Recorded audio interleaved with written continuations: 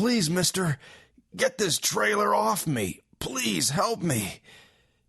I didn't remember saying that, but he sure remembered hearing it. The man had tears in his eyes as he filled in the gaps in my memory, explaining that I had grabbed his arm when he came over to ask what he could do.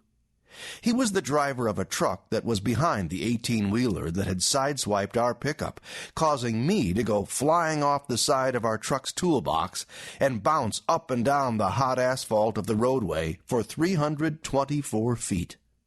When the pickup finally stopped, what was left of my right leg was trapped under a trailer carrying 3 tons of lawn mowing equipment, and my back was a mass of third-degree burns from scraping along the pavement. I was just a kid at the time, 18 years old, fresh out of high school, and working a summer landscaping job with a couple of my best friends. It was a great way to work on my tan and my muscles while making some spending money, and I liked the work.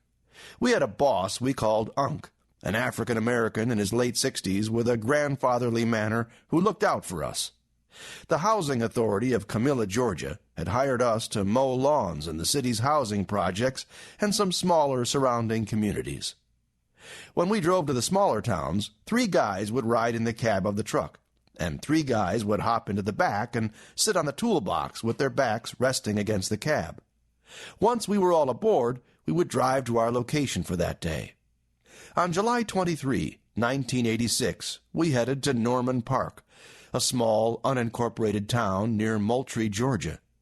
I drove the truck that morning, way too fast for Unc's taste, as usual. Having grown up watching movies such as Smokey and the Bandit and Cannonball Run and television shows such as The Dukes of Hazzard, whenever I went somewhere, I always wanted to see how fast I could get there. My friends and I liked working in Norman Park because it was a bit of a distance from Camilla. By the time we finished the job and made it back to the Housing Authority office, it would be about time to break for lunch.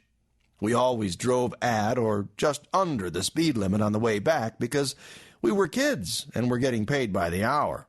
Plus, you can't hit a road sign with a bottle at high speeds. Yes, we were mischievous, but not malicious.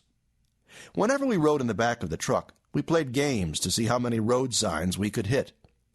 My competitive nature would take over, and soon we would be throwing cinder blocks and then larger objects until Mike McLean, always the voice of reason on our crew, would suggest that maybe throwing a table at a sign might be a little over the top.